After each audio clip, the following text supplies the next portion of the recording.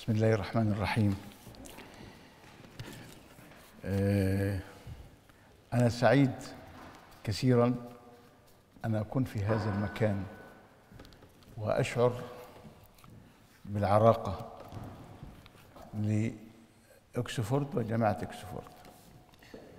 In the name of God, most gracious, most merciful, let me start by saying how pleased I am to be at such an historic, giant place like Oxford and Oxford Union.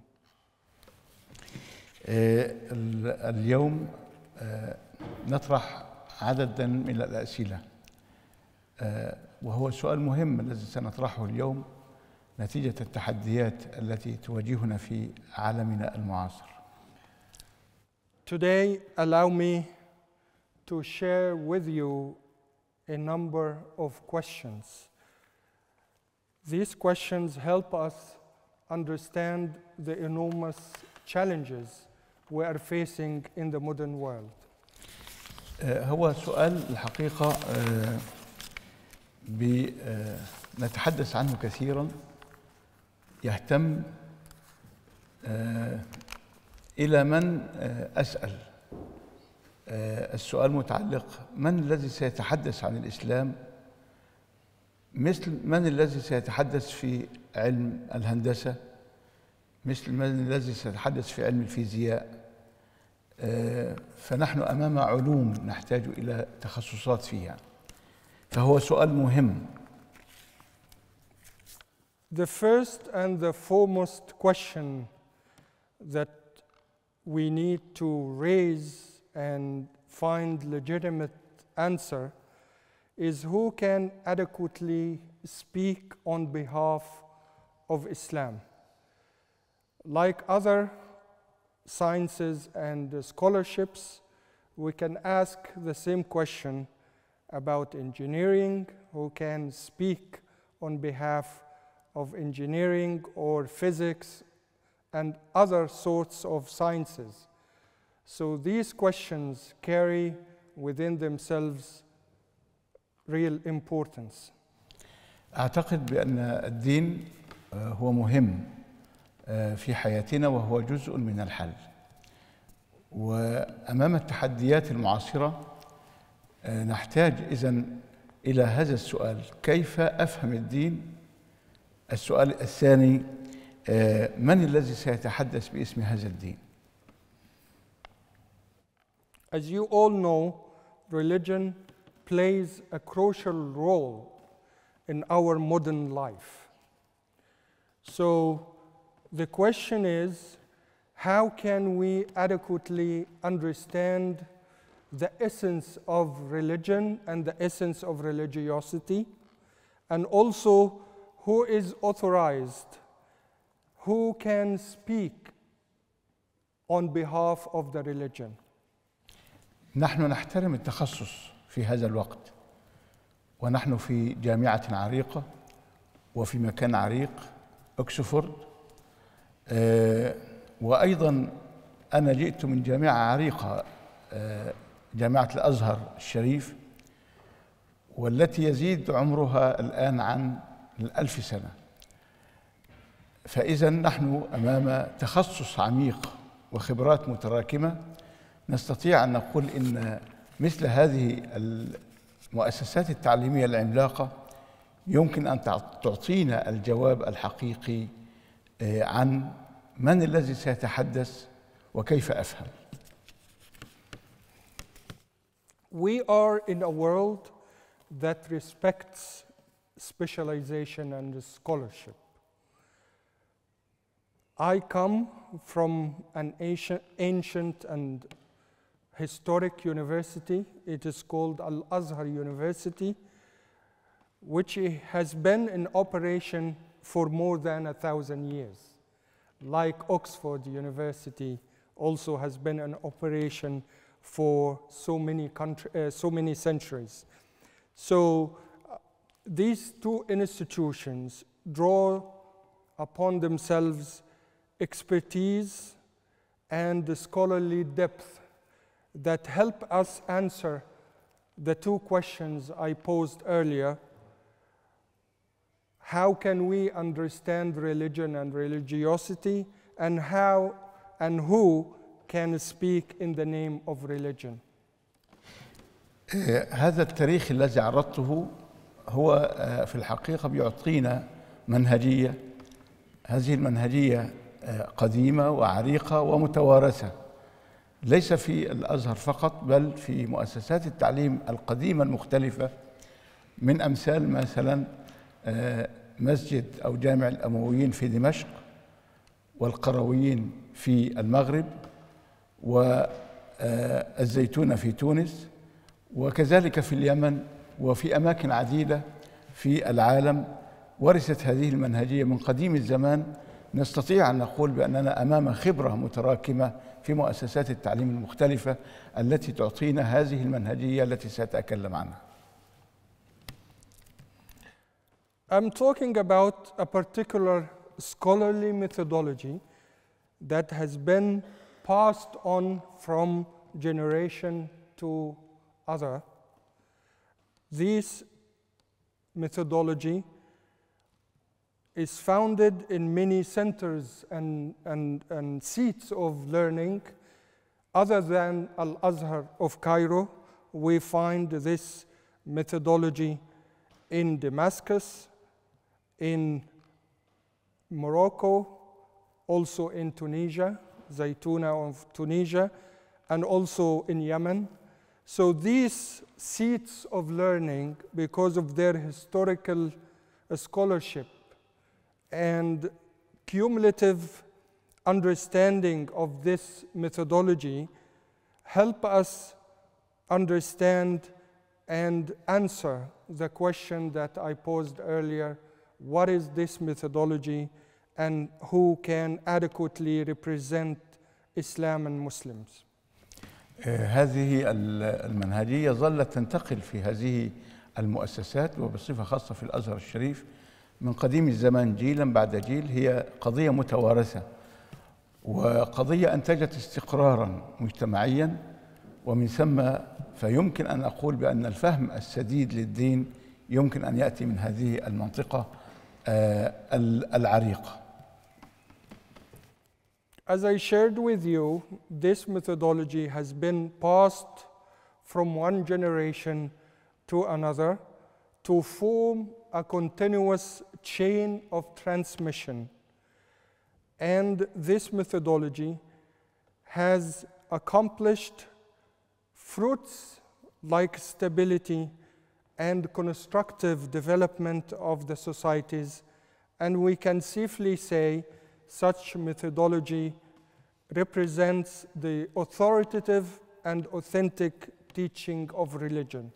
هذا ما نسميه في الشريعة أو في العلم الشرعي عندنا بالسند المتصل. ثانيا، من هذه المنهجية المتوارثة التي انتقلت من جيل إلى جيل آخر، هي في الحقيقة تفهم هذا الدين بشكل متكامل.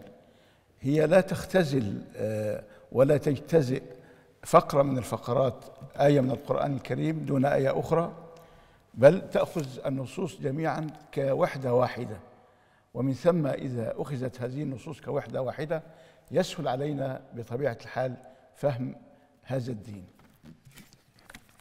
This methodology has been forming what is known as a continuous chain of transmission of teachers from one generation that hands this knowledge to the other generation.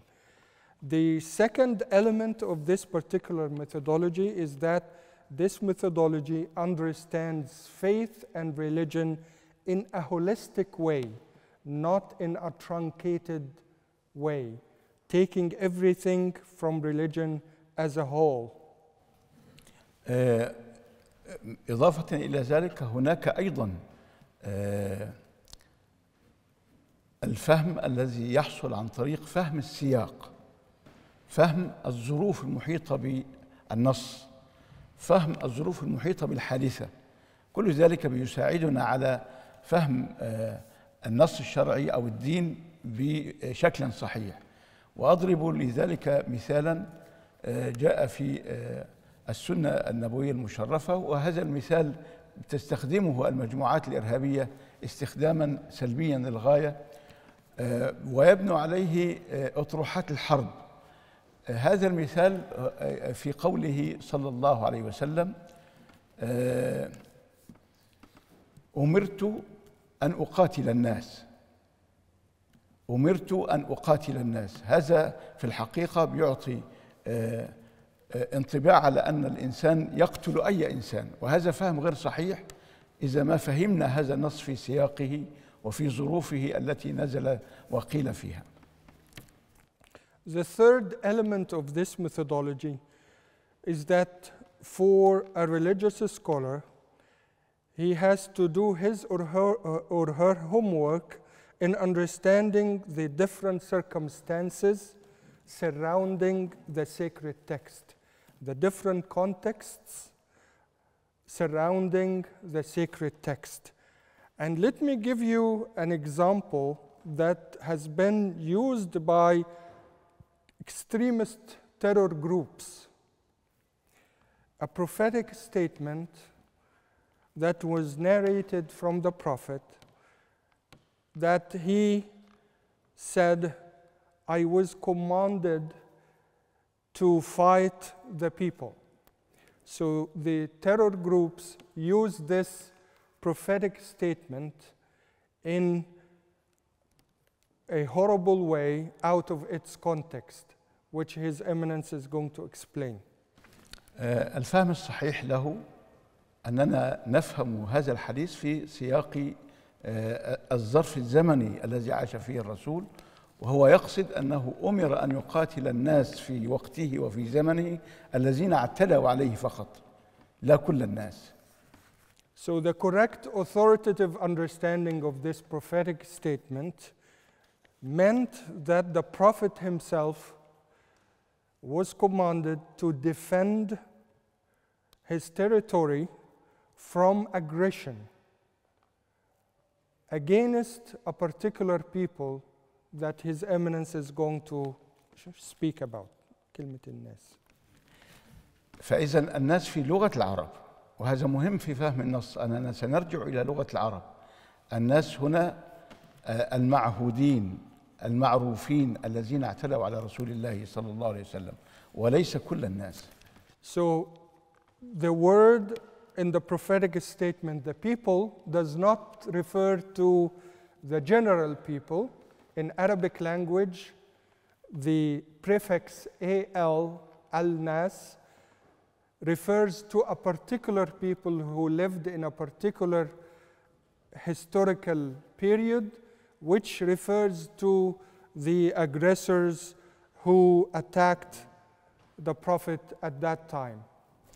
إذا فهمنا هذا النص أو هذا الدين على هذا المعنى، فإننا سنخلص إلى نتيجة مهمة، وهي أن الدين هو جزء من الحل، وهو في خدمة البشرية وفي مصالح الناس. إذا فهمناه الفهم الخطأ فإنه سيكون بلا شك هذا الفهم غير السديد سيكون معولا للهدم وسيكون حربا على الناس. ولذلك أستطيع أن أقول في إيجاز شديد أن الخطاب الديني هو والخطاب المنفتح هو خادم للبشرية وليس ضد البشرية. So this was just an example that I explained to you to let you know that how important it is to understand the context of the sacred text and not to take the sacred text at the face value. So if we understand faith and faith traditions in this way, we can safely say that yes, religion is part of the solution, that religion aims at achieving the best interest of humanity. Otherwise, if we take the sacred text out of their context, religion can be an instrument of destruction, an instrument of terror. وما دام أننا انتهينا إلى هذه النتيجة من هذه المقدمات، إذن نحن نرى بأن العلوم كلها هي علوم متكاملة، لا فرق بين فهم النص وما فرق بين الفيزياء والكيمياء والهندسة والصيدلة والفلسفة.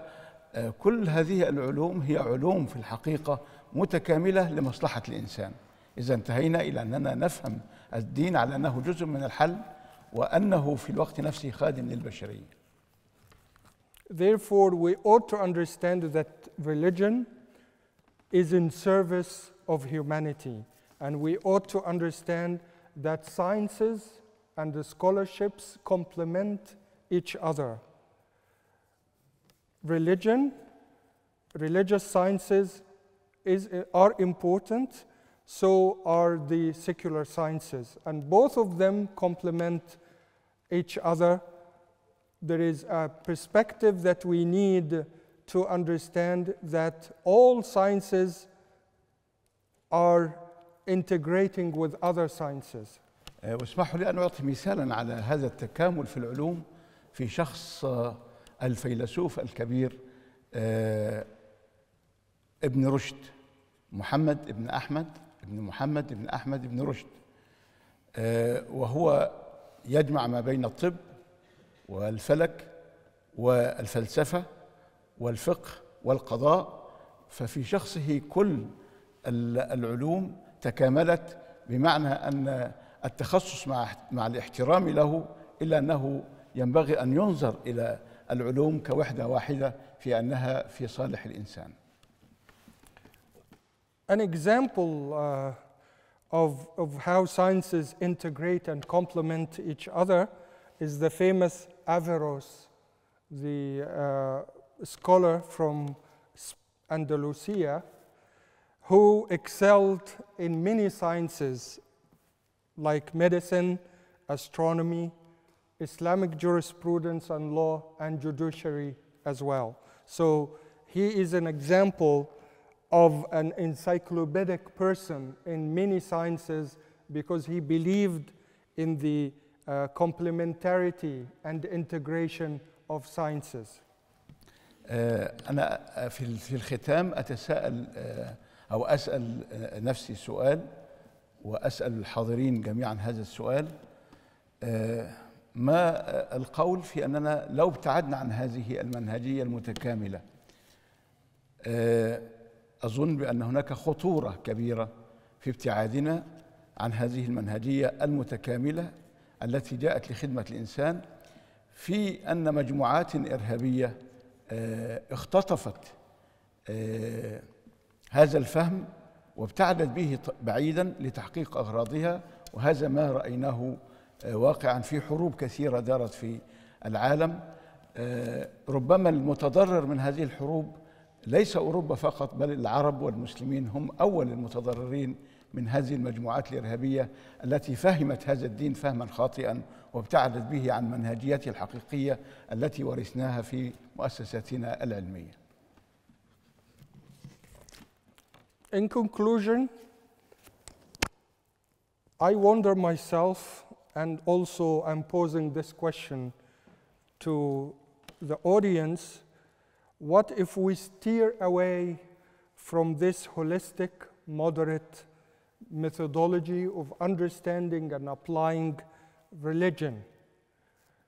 To me, the answer would be the discourse, the religious discourse, will be hijacked by a minority of people who will wreak havoc and spread corruption on earth and wage wars on everybody to accomplish their political interests. And this corruption will not be confined to a particular geographical area, rather it will be everywhere, including Europe as well. So we have to work together to spread this moderate, holistic understanding and methodology in order to avert destruction and corruption. أعلم بأنني أطلت كثيرا وربما حصل نوع من الملل، لكن أترك المجال للنقاش والحوار إن شاء الله. Sorry for taking so much time, and I will conclude by this, and I will open the floor for questions and answers. Thank you for your patience.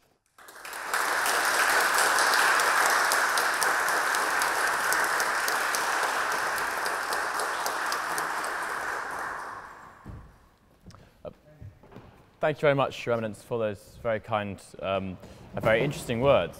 Sorry, I'll just wait for that.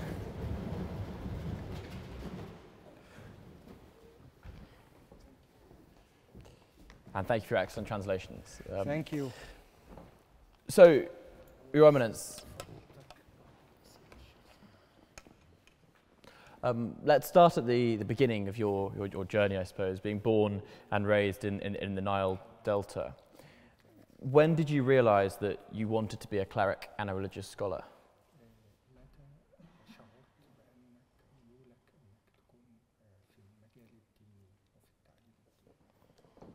هذا سؤال مهم. التحقت بالتعليم الديني وأنا صغير للغاية. يمكن حفظت القرآن الكريم 11 سنة، والتحقت بالأزهر الشريف في هذا الوقت إلى أن تخرجت من الجامعة سنة 84، وحصلت على الدكتوراه في القانون الجنائي مقارنا بالشريعة الإسلامية في سنة 1996، وأنا أستاذ في الجامعة في جامعة الأزهر الشريف، وتوليت منصب مفتي جمهورية مصر العربية سنة 2013 إلى الآن. Thank you for the question. When I was a bit old, I discovered my religious leaning and interest.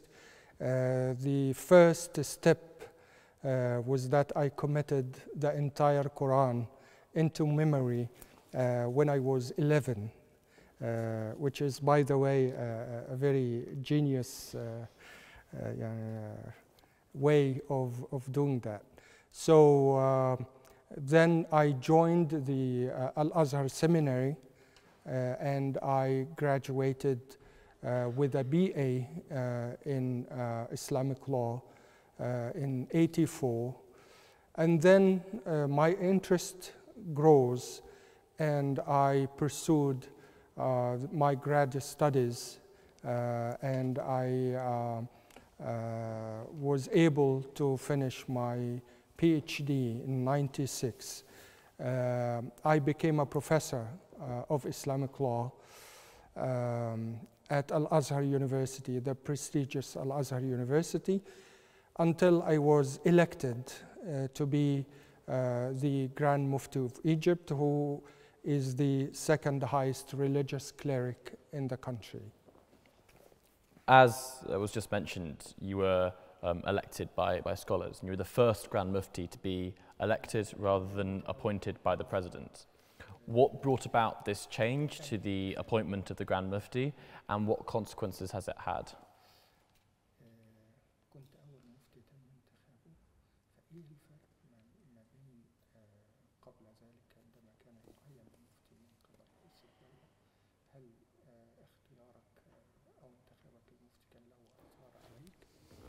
المفتي على كل حال في تاريخ مصر هو يعني من علماء الأزهر الشريف، والآلية سواء تم بالتعيين أو بالانتخاب، الآلية بتفرز في كل حال العالم البارز في الأزهر الشريف والذي يتولى هذا المنصب. لا فرق بين هذه الوسيلة أو هذه الوسيلة، لأننا أمام كفاءة علمية ولسنا أمام مجرد يعني اختيار انتخاب لشخص قد لا يكون في المهنة، وإنما هو يعني في مهنته وفي علمه هو أبرز الموجودين. All the Grand Muftis throughout the history of Egypt's Dar al-Ifta have been senior scholars of Al-Azhar University. The instrument changed with me, but it is not based on contesting the election or the competition among us. The criteria is purely scholarly. Who is more efficient and who is more knowledgeable about this particular field of knowledge. This is the underlying route for the selection. So the tool did not have much repercussions or effect. Rather, all of them, the past Grand Muftis, were as efficient, and all of them contributed to the scholarship of the post of the Grand Mufti. In your opening remarks, Your Eminence, you spoke about who has or should have the authority to speak on matters concerning Islam and Muslims. What authority do you see the role of Grand Mufti having within Islam outside of Egypt? And do you liaise much with leaders of the Islamic world outside of Egypt?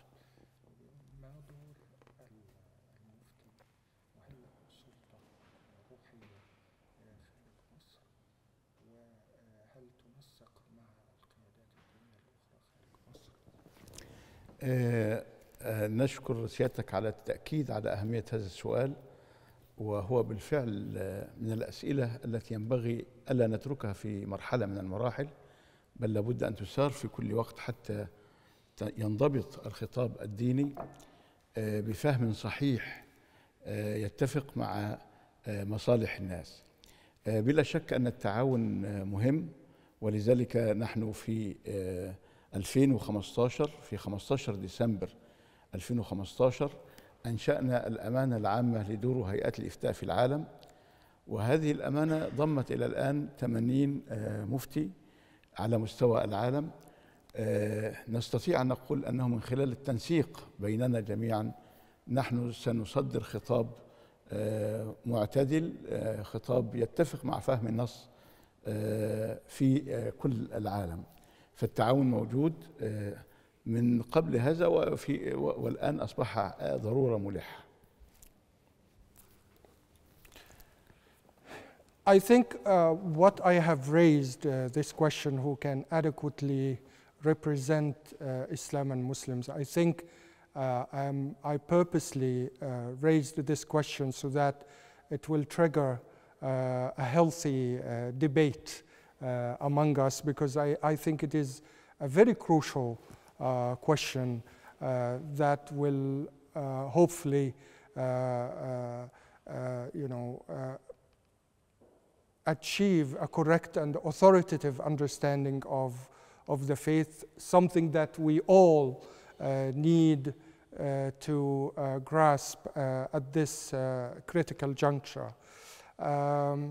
I yield the spiritual authority outside of Egypt because, as you know, Egypt is the seat of learning to all Muslims all over the world. As His Eminence referred to shortly, that Al-Azhar is more than 1,000 years old. So the Grand Mufti of Egypt and the Grand Mufti of Al-Azhar, of course, whenever he goes to different countries, of course, he yields spiritual authority. In terms of liaising with other religious scholars, let me share with you that December 15th, 2015, we established an umbrella organization for Fatwa Authorities Worldwide, and I'm happy to say that it is the only and the largest umbrella organization for Grand Muftis all over the world. We have 80 Grand Muftis cooperating and coordinating with each other so that we could liaise with each other to unify a religious discourse and also to debunk and defeat the radical discourse. Has Your Excellency engaged in dialogue with any Shia clerics, particularly those in Iran?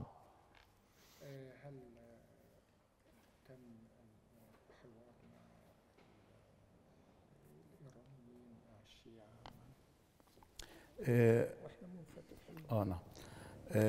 بلا شك أننا تعلمنا في الأزهر الشريف وفي هذه المنهجية التي قلت عنها وأنا في أثناء الكلمة أن الفهم النص يجعلك منفتحا على الكل، يجعلك مستوعبا للكل، ليس هذا الفريق أو هذا الفريق، بل إنه ينبغي أن تحقق الفهم لتستوعب الكل وتتفق مع ما انتهى إليه الفهم السديد في أي مكان من الأماكن. ولذلك نحن في إطار الفهم للنص لا نرى فروقا كثيرة بين ما انتهينا إليه في تفسير النص طالما خضع للقواعد العلمية وطالما خضع للمعايير المتبعة في فهم النص، فإنك لا ترى خلافا كبيرا. As I pointed in my opening remarks, I am a product of Al-Azhar, and we have been taught at this historical seminary that Islam is an open paradigm, that Islam seeks to engage with people from the same faith or across other faith traditions. This is the proper understanding that we have been taught and we also practice. So we are open to engage with dialogue within followers of the same faith or across faiths, so long as these initiatives of dialogue restrict themselves to the confines of decent understanding of religion and steer away from political motivation. So we are for scholarly dialogue among people of other faiths and among followers of the same faiths. Thank you very much. I'm conscious I want to open up to questions from the audience, so I'll have two more questions from me. One on Egypt and its political situation, and one on the Fatwa apps that you have launched. Firstly, it's been now over a decade since the Arab Spring and the removal of Mubarak as the leader of Egypt. How do you think that the country has changed in the last decade?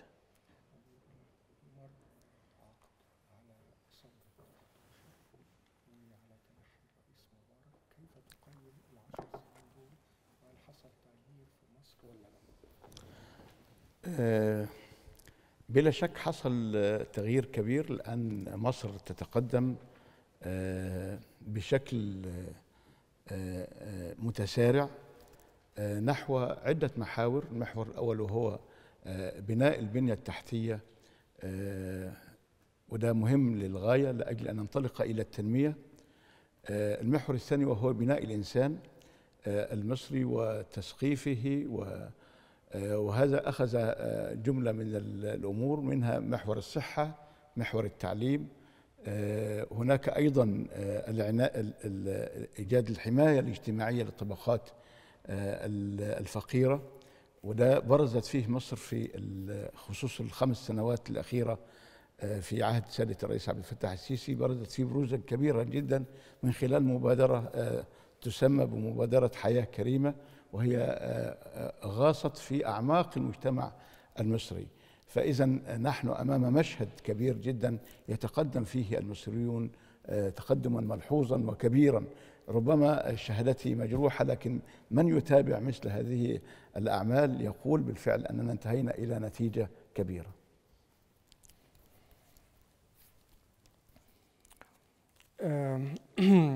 Of course, I'm a bit biased to Egypt being my country, and I think overall the ending result of this decade. Of course, the first few years have been tough and difficult for Egyptians, but the ending result, especially the last few years, we see Egypt is progressing at a marvelous rate.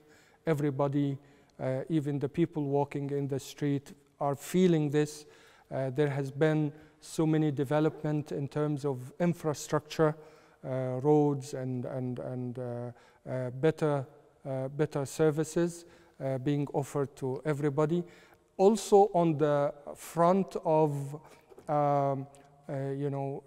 caring for the human being, there has been so many initiatives, including health initiatives, education, and also societal protection initiatives.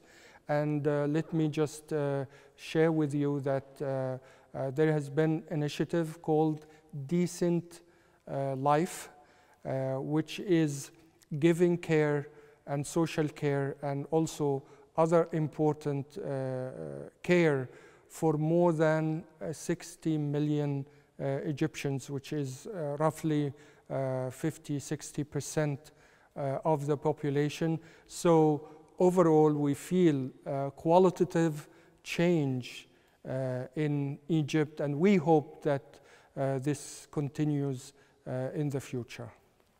Thank you very much. And finally from me, 2 days ago in the Palace of Westminster in London, you announced the launch of the Fatwa Pro mobile app dedicated to Muslims in the West to help provide all fatwas of interest and answer questions within Islamic societies. You described it as a moderate, permanent and available mufti at any time for Muslims in the West. This bridging of technology and religious teaching is very progressive, very innovative. What's the story behind it? How did it come to be? And what are you hopeful for? شكرا. الحقيقة نحن في دار الإفتاء المصرية بنستخدم التكنولوجيا المعاصرة في خدمة الإنسان، ولذلك نحن نستعملها في داخل مصر وفي خارج مصر باللغة العربية استخداما كبيرا جدا، لكن بقي أن نتطور أكثر، ونحن نجيب أيضا باللغات المختلفة، نجيب ب12 لغة عن أسئلة المسلمين في خارج مصر، في أوروبا وفي أمريكا وفي أستراليا وفي يعني شتى الدول التي لا تتكلم باللغة العربية، فنخاطبها ب12 لغة. لكن يبقى في الحقيقة أن نستخدم لغة حديثة في التطبيقات، ويعني فكرنا كثيرا ودرسنا المسألة وانتهينا إلى أن التطبيق الذي يخدم الإنسان في هذا العصر المنفتح هو إيجاد تطبيق على الهواتف الذكية، فأعلنا عن تطبيق فتوى برو. وأنا أدعي أو أعتقد بأن الوسطية ستكون هي الأساس، لأن الجواب عن الأسئلة وعن الاستفسارات المختلفة سيراعى فيه عدة أمور. الأمر الأول وهو مراعاة الخصوصية لكل مجتمع من المجتمعات. ثانيا مراعاة استقرار المجتمعات. ثالثا مراعاة الفهم الدقيق للنصوص الشرعية التي نزل بها الوحي على سيدنا رسول الله صلى الله عليه وسلم. بهذه المعايير الثلاثة، الاستقرار المجتمع والخصوصيات، مراعاة الخصوصيات والفهم السديد، نستطيع أن نقول بأننا سنصدر الخطاب الديني والذي يزعزع الخطاب المشوه للنصوص الشرعية كما نحن نطلع عليه وكما نحن نقرأه بين الحين والآخر. Very happy that you raised this question and this important initiative that we recently launched. As a matter of fact, since I headed and presided over Egypt's Dar al-Ifta, we prioritized the use of technology and the use of the electronic space to reach out, especially to young people who are glued to their smartphones most of the time. So we wanted to reach out to them. So we started with electronic websites at that time, and then later on it developed into state-of-the-art Facebook fan pages and also Twitter, and later on Instagram, and the last one was TikTok. So we started with our Arabic Facebook fan page, which has more than 11 million subscribers. And it has been an organic development and number. And then later on, we said that our discourse should not be local. So we expanded on other languages as well, European languages, Eastern languages. So we developed 12 languages so far. And basically, we thought of reaching out to the Muslim communities in Europe, in Australia, in French-speaking countries as well, to have a platform or an electronic application so that they can reach out to us and ask questions, religious questions. And we have a particular methodology. Number one, we respect the context of the concerns of these Muslims, wherever they happen to be. So we do not, for example, a typical question that comes from Egypt should not necessarily be the answer that we give to someone who lives in UK or Germany or Australia. So we respect the context of Muslims. Also, we aim at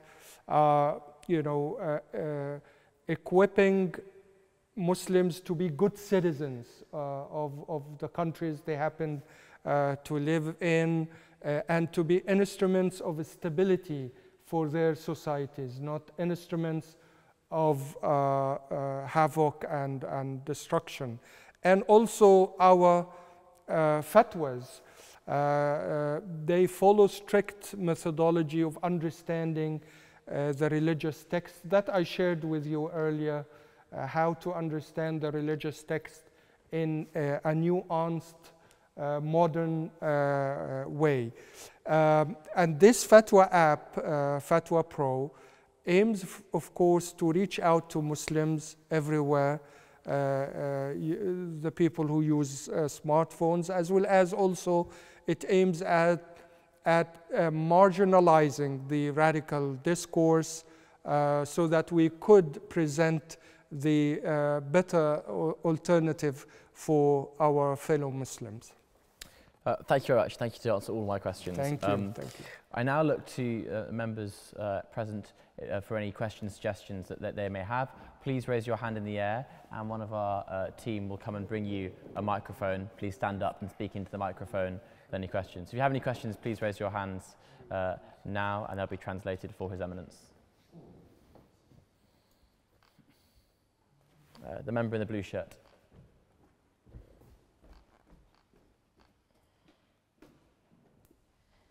Do you have any ideas on the next project that you'll be working on after this app? Is there anything else lined up in the future?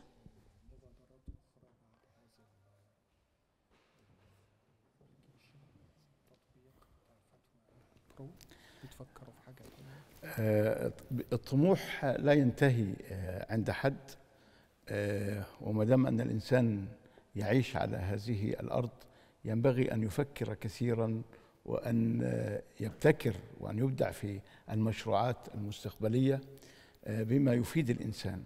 ولذلك نحن في تطور الدراسات عندنا في دار الإفتاء المصرية أنشأنا مركز اسمه مركز سلام لدراسات التطرف، وهذا مركز بحثي مهم، وهو يعمل على تشبيك وعلاقات كثيرة مع المراكز البحثية على مستوى العالم.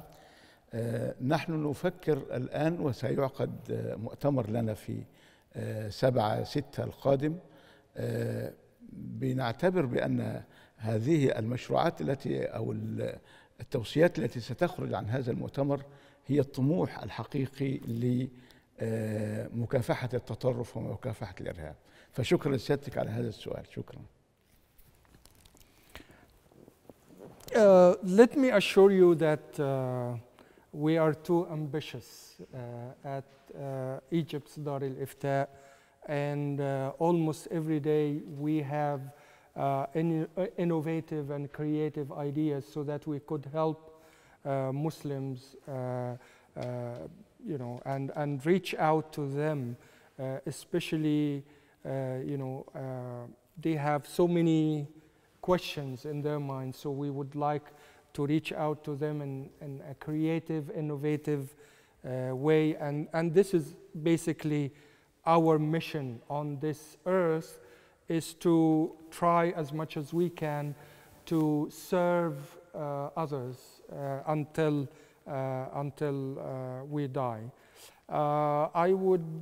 I would just say that recently also we put together an initiative. It's called Salam Center for Countering Extremism Studies, which is the first of its kind think tank to coordinate the work among specialists in this field, to get together and to think of ways to debunk and correct inaccuracies and radical ideas. So when I fly back to Egypt, we'll be very busy in putting together the first international conference. It will be in June, early June, 7th to 9th June. More than 50 countries will take part in this important conference. And I really hope that the recommendations and concluding statement of this conference will help us to achieve world peace and also to liaise with other people so that they will be working on the common agenda of peace building and bridge building. Thank you very much. Another question, the member in the green shirt.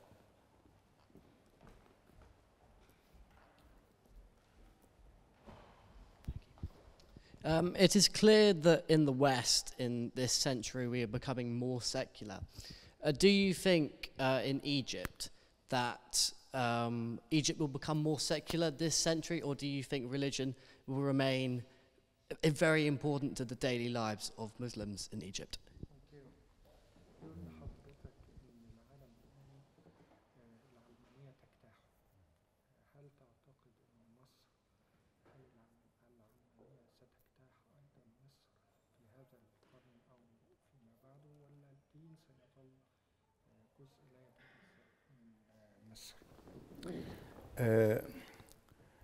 مصر بطبيعتها وبتاريخها الطويل هي تنصهر فيها كل الأفكار وتنصهر فيها كل الحضارات، واستفادت من الحضارات وأفادت الحضارة الإنسانية ليس اليوم فقط بل من قديم الزمان. فهي عمر الحضارة فيها ترجع إلى 7000 سنة قبل هذا الوقت. يعني هذا التاريخ الطويل في الحقيقة بيعطينا ميراث أننا يمكن أن نستوعب الأفكار في إطار أيضا فهمنا للدين الصحيح، بحيث لا تنمحي الشخصية المصرية مع استفادتنا. ولذلك عندنا في الإسلام قول مأثور يقول: الحكمة ضالة المؤمن أينما وجدها فهو أحق بها. فما دام أن الأفكار التي ستأتي إلينا هي أفكار جيدة تفيدنا في البناء وتفيدنا في العلاقات، نحن لا مانع من أن نقبلها في إطار فهمنا لديننا الصحيح.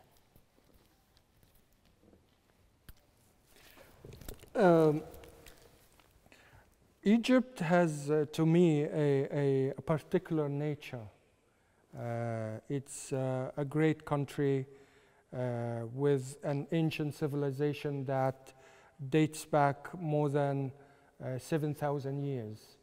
And throughout its history, it has been a melting pot for ideas and engagement with other civilizations and cultures and people.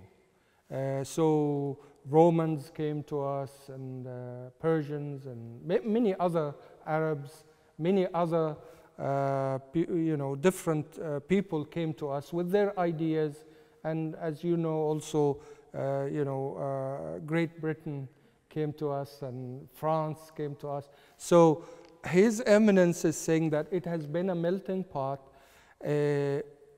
and nothing or no civilization or no people forced their ideas on the Egyptian people. Rather, they retained their moderate religiosity and understanding of the faith, but at the same time, they were open to engage with other people. So they retained their particular identity, so to speak, but they engaged with other people. So it will remain the case that any idea or any culture or any civilization, when it comes to Egypt, people do not accept it at the face value.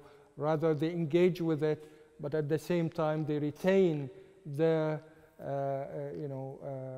identity, so to speak. Thank you very much. I'm afraid we only have time for one more quick question. That's from me, and it's a question we ask all of our speakers at the end of their addresses.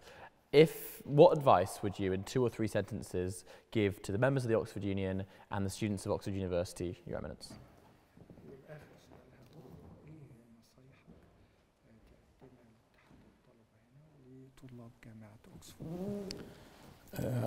أظن أن طلاب أكسفورد من الطلاب الهاي، مستوى عالي. نرجو أن يستمر الرقي والبحث العلمي الجاد الذي ينفع المملكة وينفع العالم، وأن تظل جامعة أكسفورد هي الجامعة الجالبة والمغرية لي للدراسة فيها. هذا لن يكون إلا بتواصل الجهود وتواصل البحث العلمي في هذه الجامعة العريقة. I think the students at Oxford are first-class students. Everybody envy you, and from the bottom of my heart, I wish all of you that you excel both in your education and in life, and that you take this education as a tool to serve humanity. This is extremely important because education in itself, without rendering services to humanity, is not adequate. So I urge each one of you to serve humanity when you are studying as well as when you graduate, and also to serve your great nation, the United Kingdom. This should be a part of your goal. And one day I wish to be at Oxford, this great historic place. And I wish that our engagement continues, and I wish that I come back soon to this great place. Ladies and gentlemen, please join me in thanking His Eminence.